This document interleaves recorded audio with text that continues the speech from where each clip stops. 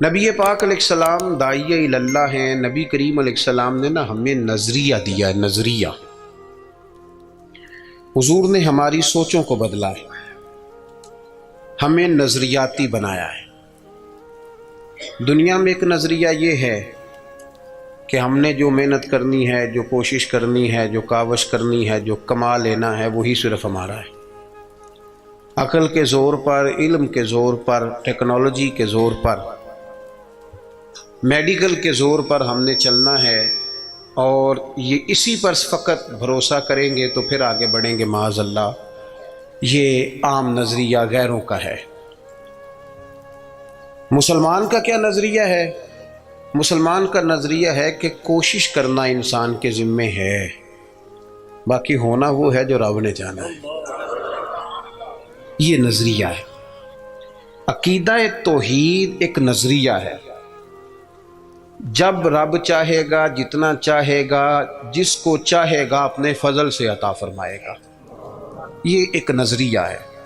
نبی پاک صلی اللہ تعالی علیہ وسلم نے مکمل محنت کا حکم دیا، جد و جہد کی بات کی، ہمت کی بات کی. لیکن فرق کیا ہے؟ کافر بھی محنت کرے گا، ہم بھی محنت کریں گے. فرق یہ ہے کہ وہ اسباب سے نتیجہ چاہتا ہے. مومن کی یہ شان ہے کہ وہ ساری محنت کر کے نتیجہ اپنے رب کریم پہ چھوڑ دیتا ہے. ہمارے ساتھ آہستہ آہستہ یہ ہوا ہے کہ جدید دور آیا. اس دور کے اندر لوگ مادہ پرستی کی طرف بڑھے. علم پر، ٹیکنالوجی پر، میڈیکل پر، اپنی کاوش پر، اپنی عقل پر اتنا بھروسہ کیا کہ وہ اس طرح کی بولیاں بولنے لگے جس طرح کی بولیاں غیر بولتے تھے. ہمیں یہ حکم دیا گیا ہے کہ تم نے اپنی ہر چیز اپنے رب کے حوالے کر دینی ہے. تمہاری ساری کی ساری توجہ اور تمہاری مکمل توجہات کا مرکز اللہ کی ذات پر بھروسہ ہونا چاہیے. آپ کبھی غور کریں تو نبی پاک صلی اللہ علیہ وسلم اس مضمون کو ہمیں کس طرح سمجھاتے ہیں. حضور علیہ الصلوۃ والسلام فرماتے ہیں اگر تم رب پر بھروسہ کرو گے نا تو وہ تمہیں اسی طرح رزق دے گا جس طرح پرندوں کو عطا کرتا ہے. کبھی اس حدیث کے حسن پر غور کریں. پرندے کی کتنی تعلیم ہے، کون سا کام سیکھا ہے؟ گھر سے نکلا ہے تو اسے پتہ ہے کس دفتر میں جانا ہے، اسے پتہ ہے کہ میں نے کہاں نوکری کرنی ہے. نکلنا بہرحال شرط ہے، نکلنا اس نے ہے. حضور فرماتے ہیں نکلو پر تمہارا بھروسہ رب کریم پہ ہو. جب تم لوٹو گے تو اسی طرح تمہیں روزی دے گا جس طرح پرندوں کو عطا کر دیتا ہے. ہم نے نظریاتی بننا ہے. نظریاتی. ہمارا سارا دھیان بندوں کی طرف ہے، ساری توجہ مالداروں کی طرف ہے، سارا خیال سیٹھوں نوابوں کی طرف ہے، سارا میلان ہمارا بزنس کی طرف ہے. سارا یہ سارا نہیں ہونا چاہیے. ہاتھ کار والے پر دل یار والے، یہ میلان سارا نہیں ہونا چاہیے تھا. حضور نے ہمیں سکھایا ہے کہ بھروسہ اللہ کی ذات پہ. بھروسہ. اسلام ایک روحانی دین ہے. یہ آپ کو قلبی قرار دیتا ہے، سکون عطا کرتا ہے. آپ جب کچھ چیزیں اللہ پہ چھوڑ دیتے ہیں نا، بڑی ساری چیزیں دوستوں پہ نہیں چھوڑی، بڑی ساری رشتہ داروں پہ نہیں چھوڑ دیتے مجھے پہنچ پڑیں گے، بڑی ساری ماں باپ پہ نہیں چھوڑ دیتے، بڑی ساری جوان اولاد پہ نہیں چھوڑ دیتے. ادھر ادھر جو اتنی توجہ کرنی ہے تو سارا کچھ رب پہ کیوں نہ چھوڑ دیں، اللہ پہ کیوں نہ چھوڑ دیں. دیکھو اسلام کی جو پہلی جنگ ہوئی باقاعدہ، اور جس جنگ کے اندر اللہ کے فضل سے مسلمانوں کو وہ کامیابی ہوئی کہ اس کے اثرات آج تک باقی ہیں. میں نے ذمہ داری سے کہا ہے آج تک اس کے اثرات باقی ہیں. وہ جنگ کون سی ہے؟ جنگ بدر. آپ بولے نہیں جی میں آخری دفعہ کہہ رہا ہوں، بچے بھی، اور آپ دوست جو بڑے ہیں وہ کبھی کام بتائیں بچوں کو تو اشارے سے. چپ کرنے کا اشارہ یہ ہے، اس کو سیکھ لیں. آپ بولے نہیں، بولنے سے تو جو چپ کرانے والے ہوتے ہیں ان کا شور زیادہ ہو جاتا ہے. آپ میری بات پہ غور فرمائیں، میں بڑی اہم بات کر رہا ہوں آپ سے. اور چونکہ میں تھوڑی تقریر کرنے کا قائل ہوں اس لیے میں چاہتا نہیں کہ کسی چیز کو کہیں روکا جائے، بس بات ہو جائے تسلسل سے۔ جنگ بدر کے اندر تلوار تلوار سے نہیں لڑی، صرف نیزہ نیزے سے نہیں لڑا، صرف برچھی برچھی سے نہیں لڑی۔ جنگ بدر میں دو نظریے تھے جو آپس میں لڑ رہے تھے، دو نظریے۔ ایک نظریہ کفار مکہ کا تھا، وہ کہتے تھے کہ ہم اونٹ بہت سارے ساتھ لے کے آئے ہیں، ہر روز ایک اونٹ ذبح کریں گے، معاذ اللہ شرابیں پئیں گے، موج کریں گے۔ ان کا یہ نظریہ تھا کہ ایک ایک بندے کے پاس تین تین قسم کا اسلحہ تھا، تلوار بھی ہے، نیزہ بھی ہے، تیر بھی ہے۔ اس طرف کیا تھا، اس طرف وہ 1000 بندہ، یہاں 313۔ اور جب سواریوں پہ سفر کر رہے تھے تو انہوں نے سواریاں ذبح کر کے کیا کھانی تھی، ایک ایک سواری پہ 2 2 3 3 لوگ سوار تھے۔ حال یہ تھا کہ 6 زرہیں اور 8 تلواریں۔ اب انسان یہ ذہن میں بات بٹھائیں کہ انسان جب اپنے مقابلے میں طاقتور بندے کو محسوس کرتا ہے تو ذہنی طور پر ہی کمزور پڑ جاتا ہے۔ یعنی بندوق آپ کی یہاں گردن پہ رکھ دی جائے تو بہت بڑا بہادر کہلانے والا آدمی بھی پورا کانپ جاتا ہے۔ جب ذہن بن جائے نا کہ میرے سامنے 3 گنا زیادہ فوج کھڑی ہے اور اسلحے سے لیس ہے، بندہ نفسیاتی طور پر ہی کمزور ہو جاتا ہے، ذہنی طور پر ہی۔ لیکن یہ 312 اور 13 کمزور کیوں نہ ہوئے، یہ گھبرائے کیوں نہ؟ جب ابو جہل نے رات کو بندے بھیجے نا، اس نے کہا جاؤ جا کے پتہ کر کے آؤ مسلمان کتنے ہیں، تو جاسوس نے جا کے کہا کہ جناب وہ 313 ہیں، اتنا تھوڑا سا اسلحہ ہے، تھوڑی سی سواریاں ہیں۔ تو ابو جہل کہنے لگا ان سے لڑائی کیا کرنی ہے، انہیں صبح نا گھوڑوں کی اونٹوں کی پشتوں پہ باندھ کے مکے لے جائیں گے۔ یہ خوش فہمی دیکھو، یہ منہ اور مسور کی دال، وہاں لے جائیں گے اور لے جا کے نا وہاں ان سے بات کریں گے۔ تو وہ جو جاسوس تھا نا وہی بول پڑا، کہنے لگا سردار پوری تو سن لے بات۔ اس نے کہا پوری بات کیا ہے؟ کہا پوری بات یہ ہے کہ ہیں 313 پر سب کا شہید ہونے کا ارادہ ہے، کشتیاں جلا کے آئے ہیں، بندہ کمزور پڑنے والا ایک بھی نہیں۔ اب نظریہ لڑا۔ نظریہ کیا تھا کہ حضور نے فرمایا تھا میرے رب کا وعدہ ہے وہ تمہاری مدد کرے گا، اور پھر وَلَقَدْ نَصَرَكُمُ اللَّهُ بِبَدْرٍ وَأَنْتُمْ أَذِلَّةٌ، اللہ نے مدد کی۔ اللہ فرماتا ہے میں نے تمہاری مدد کی میدان بدر میں، وَأَنْتُمْ أَذِلَّةٌ، تم تو کمزور تھے۔ نظریہ لڑا، تلواریں ہار گئیں، تیر ہار گئے، نیزے ہار گئے، برچھیاں ہار گئیں، اور رسول اللہ نے جو نظریہ دیا تھا وہ نظریہ جیت گیا، بھروسے والے لوگ جیت گئے۔ جب تک مسلمان، میں بڑے درد سے کہتا ہوں ہمارے گھروں میں سیاست چلتی ہے، بچے میری مٹھی میں رہیں، سسرال والے میری مٹھی میں رہیں، محلے والے میری مٹھی میں رہیں، برادری والے میری مٹھی، کوئی نہیں رہتے میاں یہ مٹھی چھٹی میں، کوئی نہیں رہتا۔ مجھے ایک بزرگ کہنے لگے 5 بچے ہیں ایک بھی نہیں سنتے، تو میں نے کہا بابا جی اتنی مجبوری کیا ہے بچوں کو سنانے کی؟ آپ نے جو سنانا ہے رب کو سنائیں، جتنی دیر ان پر دھیان کرنا ہے اتنے نفل بڑھا دیں، ان کو موج کرنے دیں۔ آپ کتنا کو انہیں قائل کریں گے اور کتنا کو مائل کریں گے، یہ تو اسی طرح کا سلسلہ ہے۔ جتنی سیاست ہم لڑاتے ہیں نا لوگوں کو سیٹ کرنے میں، اگر اس سے آدھا وقت بھی اپنے رب کو راضی کرنے میں لگائیں نا تو رب راضی ہو جائے تو لوگوں کے دلوں میں محبت پیدا فرما دیا کرتا ہے۔ نظریاتی بنے، توجہ، اتنی بندوں پہ توجہ کرنا، اتنی سیاست کرنا، اپنے آپ کو ہر وقت لوگوں میں گڈ بک میں، کوئی ضروری ہے کہ سارے لوگ ہمیں اچھا ہی کہیں؟ کوئی ضروری ہے؟ کوئی ضروری نہیں۔ کوئی ضروری ہے کہ ہر وقت آپ یہی کہیں کہ ہر کونے سے میری تعریف ہی اٹھے؟ کوئی ضروری نہیں میرے بھائی۔ نظریاتی ہو جائیں، توجہ اللہ رسول کی جانب، توجہ اللہ والوں کی جانب۔ باقی یہ دنیا کی سیاست اس میں تھوڑی کمی بھی لائیں۔ دیکھیں رسول پاک صلی اللہ علیہ وسلم نظریہ کیا دیتے ہیں؟ ایک جنگ سے واپسی ہے، حضور آرام کر رہے ہیں، صحابہ تھوڑا سا ہٹ کے ادبن دور دور ہو کے لیٹ گئے، سرور کائنات علیہ السلام بھی آرام کرنے لگے تو تلوار اتار کے درخت کی ٹہنی سے لٹکا دی، حضور بھی آرام فرما۔ ایک بندہ آ گیا، تلوار اتار لی، حضور پر تان لی، اور محبوب علیہ السلام فرماتے ہیں آنکھیں سوتی ہیں دل تو میرا جاگتا رہتا ہے۔ اس نے تلوار تان لی۔ اللہ کرے میں آپ کو بات سمجھاؤں، بھئی اچانک کو یہاں بندوق رکھ دے रख दे, उस वक्त हमने देखना है कि ब्लड प्रेशर कितना हो गया है, फिर देखना है कि इस वक्त खून के मद्दोजर का क्या हाल है। अचानक वो देखो ना मेरे अजीज, रात को 2 बजे वैसे ही छत पे बिल्ली हो और बंदे को कोई कह दे कि चोर है, तो मुझे बताएं हाल क्या होता है। वैसे इंसान की नफ्सियात है ना। लेकिन जो नजरियाती बंदे ना, नजरियाती, डॉक्टर ने कह दिया, एक बंदा नजरियाती नहीं था, डॉक्टर ने कह दिया तो हफ्ते में मर जाएगा, तो वो 3 दिनों में मर जाता है। एक नजरियाती है, डॉक्टर ने कहा 1 हफ्ते के बाद आप दुनिया से रुखसत होंगे, तो उसने कहा डॉक्टर साहब आप जो कह रहे हैं अपने इल्म के मुताबिक कह रहे हैं, होना वो है जो मेरे रब करीम ने चाहना है। ये कई साल भी निकाल सकता है, शर्त ये है कि हम नजरियाती हों। हमारी सियासत ही ख़त्म नहीं होती है कि जगह मैं खुद जाता हूँ बंदे राज़ी कर रहा हूँ, जहाँ मैं नहीं गया वहाँ बेटा भेजा, तू वलीमे पे हो जा, छोटे भाई से कहा तू फातिहा क्या है, सारा दिन बंदे राज़ी करने में वो फिर नहीं राज़ी होते।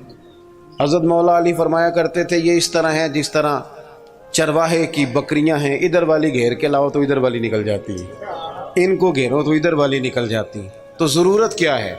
रब की जानिब तवज्जो करना, अल्लाह पे भरोसा करना। उसने तलवार हुजूर पे तान ली, ओ भाई क्या हुआ है? आपको अर्ज किया आप खामोश हो, अल्लाह आपको खुश रखे और ये आना जाना भी बंद करें, आपको अल्लाह ताला बड़ी सारी जज़ाए खैर दे। कुछ बंदे बुज़दिल होते हैं, उन्हें तकरीर ना भूल जाए कहीं। आप मेरी बात सुने, आपकी मेहरबानी, अल्लाह आपको सलामती अता फरमाए। मैंने जितनी बात कर ली है शायद इतनी भी ना करूं, इससे कम करूं, लेकिन चाहता ये हूं कि मेरी नहीं है ना, अल्लाह रसूल की है। तो अल्लाह रसूल की बात अपने दामन में बड़ा अदब रखती है। अजीज भाइयों, उसने तलवार हुजूर पे तान ली, सरकार ने मुकद्दस आंखें खोली। तो मैं बता चुका हूं कि अगर हम पर कोई पिस्तौल ताने तो शायद सारा वजूद कांपने लगे। उसने तलवार तानी, हुजूर की मुकद्दस आंखें खुली, कहने लगा आपको मुझसे कौन बचाएगा? कुर्बान जाए, हुजूर ने मुस्कुराना शुरू कर दिया। जिंदगी नजरियाती बन जाओ, जिंदगी हंस के गुजर जाएगी सारी। लेकिन अगर नजरियाती नहीं हो ना, तो फिर तो भाई कारोबार पे नुकसान पे भी हार्ट अटैक हो जाता है। फिर तो मेरे अजीज नौकरी से जवाब हो जाए तो लोग मरीज हो जाते हैं शुगर के। अगर आप नजरियाती हैं तो जी लेंगे। उसने कहा कौन बचाएगा? तो महबूब मुस्कुरा के फरमाने लगे ये तूने अजीब बात कर दी, मुझे मेरा रब बचाएगा। अल्लाह के नाम में ताकत है, अल्लाह के नाम में कुव्वत है, अल्लाह बचाएगा। बस हुजूर की जुबान ने नूर से ये जुमले निकले, अल्लाह बचाएगा। उन लोगों से डरना चाहिए जो अपने फैसले रब के हवाले करते। अच्छा वकील करने के पैसे ना हों, सिफारिश के पैसे ना, और मामला अल्लाह पे छोड़ दें, उनसे डरो। उन्होंने सबसे बड़े कोर्ट में मुकदमा दायर करा दिया। हुजूर फरमाने लगे रब बचाएगा। बस इन लफ्जों में क्या असर था, बंदा कांपने लगा, तलवार हाथों से गिर गई। सरकार ने उठा ली, फरमाया लो भाई मुझे तो रब ने बचा लिया है, अब तू बता तुझे कौन बचाएगा। आप जिंदगी में अगर नजरियाती हैं तो आप जिंदा हैं, और अगर आप लगे हुए हैं कि ओहो क्या बनेगा, मेरी कौन सुनेगा, गांव छोटा है, मैं बात कर भी लूंगा तो कहां पहुंचेगी, तो कौन होगा, तो कैसे होगा, तो ये तो कमजोरी है। आपके जिम्मे तो कहना है, पहुंचाना तो अल्लाह करीम की बारगाह है, करम के फजल का नतीजा है ये। अल्लाह बचाएगा। उसके हाथ से तलवार गिर गई, हुजूर ने उठा ली, फरमाया मुझे तो रब ने बचा लिया है, अब तू बता तुझे कौन बचाएगा। कहने लगा हुजूर मैंने सुना है आप बड़े ही माफ करने वाले हैं, आप सही बताओ, एक बंदा मेरे ऊपर ताने पिस्तौल, थोड़ी देर के बाद काबू आ जाए तो वो मुझे कहे जी आप तो नेक आदमी है छोड़ दें, तो मैं कहता हूँ काबू आ गया तो मैं नेक हो गया हूँ, पहले तो तू बंदूक ले आया था। लेकिन ये हुजूर सैयद आलम सल्लल्लाहु अलैहि वसल्लम के ज़रफ़ की, हौसले की और महबूब के दिले नूर की बड़ाई देखो कितना बड़ा है। उसने कहा सुना है आप माफ कर देते हैं। फरमाया तूने सुना है? हुजूर सुना है। फिर मुस्कुरा पड़े, फरमाने लगे जा फिर मैंने माफ किया, हो गई बात खत्म। माफी तो यहाँ पहले है सबसे, जा माफ किया। एक तो अपनी जिंदगी में तवज्जो अल्लाह पे करें, ये छोड़ दें इतनी ज्यादा सियासत, इतना बंदों के पीछे भागना, ये तो थका देंगे, ये थका देते हैं। इनकी एक ख्वाहिश पूरी करो तो ये दूसरी। मैं आज ही पढ़ रहा था, हज़रत सईद इब्ने मुसय्यब कहा करते थे या अल्लाह یہ بڑوں کی آرزوؤں سے بھی بچانا، ان کی آرزویں بڑی ہوتی ہیں، روز نہیں ایک آرزو۔ اور حضور دعا مانگا کرتے تھے، نبی کریم علیہ السلام، مسند امام احمد بن حنبل میں موجود ہے، اللہ کے محبوب فرماتے تھے اے اللہ اس آرزو سے بچا جو آرزو ایک اور آرزو میں مبتلا کر دے، وہ خواہش جو اور خواہش میں ڈال دے۔ تو ایک تو توجہ اللہ پہ کریں، دوسری بات زندگی کو بود و باش کو اس کو سادہ کریں۔ سرور کائنات صلی اللہ تعالی علیہ وسلم کا کمال یہ تھا کہ لوگ نا حضور کے ساتھ ڈیل کرنے میں آسانی محسوس کرتے تھے کہ حضور سے بات آسانی سے کی جا سکتی ہے، سرور کائنات بات سنتے ہیں۔ یہ جو ہمیں شوق ہے نا سہولتوں کا، یہ ضرور لیں، کوئی بھی سہولت منع نہیں، لیکن اپنے آپ کو سہولتوں کے ساتھ زندہ رکھنا ہے۔ ہم نے نا کچھ آسانیاں زیادہ جمع کرنی شروع کر دی اپنے ڈرائنگ روم میں۔ سردیوں میں ہیٹر ہے، گرمیوں میں اے سی ہے، اور ہر شہر ریموٹ کنٹرول ہے، اٹھنا نہ پڑے بیڈ سے، توبہ توبہ، اور واش روم بھی اٹیچ ہے۔ اتنی سہولیات جمع کرنا چاہتے ہیں، بس نہیں چلتا، ورنہ جو ہم لا سکتے ہیں وہ تو ضرور آتا ہے۔ اس سے زیادہ جب آپ اتنی آسانیوں کے عادی ہو جاتے ہیں نا میرے عزیز، تو پھر آپ نظریاتی نہیں رہتے، پھر آپ کو قابو کیا جا سکتا ہے، پھر تو ڈاکٹر کو بھی اے سی دے کے تحفے میں تو مرضی کی دوائی لکھوائی جا سکتی ہے۔ حالانکہ اس معاملے میں سفارت چلنی چاہیے، صحت والا معاملہ تو ٹھیک ہونا چاہیے نا، لیکن ڈاکٹر اگر بڑا ہے تو اسے چابی دیں کمپنی والے گاڑی کی، تو اسی کمپنی کی دوائی لکھ دے گا، اللہ ماشاء اللہ۔ جب آپ نظریاتی ہیں، تھوڑے پہ آپ کو گزارا کرنا آتا ہے۔ حضور صلی اللہ علیہ وسلم نے نا ہمیں اپنی سیرت کے تعلق سے جو دوسرا بڑا نظریہ دیا وہ یہ ہے، آپ کو میری باتوں کی سمجھ آ رہی ہے؟ جو نہیں بولتے انہیں بھی آ رہی ہے۔ حضور نے ہمیں اپنی سیرت نور سے ایک پیغام دیا ہے کہ دنیا میں تمہارے مکانات نہیں، تم نے یہاں رہنا ہے مسافروں کی طرح۔ تمہارے لیے نا عالی شان محلات اور تمہاری مرضی کی آسانیاں اور سہولتیں وہ ساری رب نے جنت میں تمہارے لیے تیار کی ہیں، وہاں تمہیں من چاہی چیزیں ملیں۔ یہاں تم نے مسافروں کی طرح، کن فی الدنیا کانک غریب و عابر سبیل، مسافر کی طرح، راہ گیر کی طرح وقت گزارنا۔ آپ نے کبھی دیکھا ہے کہ بس اسٹاپ پہ جہاں بندے کھڑے ہو کے بس کا انتظار کرتے ہیں، وہاں کبھی کسی بندے نے جگہ خرید لی ہو کہ یہاں اکثر کھڑے ہونا پڑتا ہے تو چلو جگہ تھوڑی خرید لیتے، خریدتا ہے کیوں؟ اسے پتہ ہے کہ بس آئی تو میں نے چلے جانا ہے۔ پلیٹ فارم پہ، ریلوے اسٹیشن پہ کبھی کسی بندے نے جگہ خریدی ہے کہ یار اکثر آنا جانا پڑتا ہے تو چلو تھوڑی خرید لیتے ہیں، کبھی خریدی ہے؟ ایئرپورٹ پہ نا میں نے یہ دیکھا ہے کہ آپ اپنا بیگ رکھ کے، ہینڈ کیری سامان رکھ کے آپ کسی کرسی پہ جائیں نا، اور آپ واش روم سے ہو کے یا کسی طبی حاجت سے ہو کے واپس آئیں تو وہاں کو بندہ اور بیٹھ گیا ہو تو بندے جھگڑا نہیں کرتے، چپ کر کے اپنا سامان اٹھاتے ہیں دوسری جگہ پہ۔ کیوں نہیں کرتے؟ ان کو پتہ ہے کہ فلائٹ آئی تو میں نے یہاں رٹا ڈالنے کی ضرورت کیا ہے۔ آپ نبی کریم علیہ السلام کی بات کو سمجھیں، حضور نے فرمایا کہ تم نے یہاں مسافر کی طرح رہنا ہے۔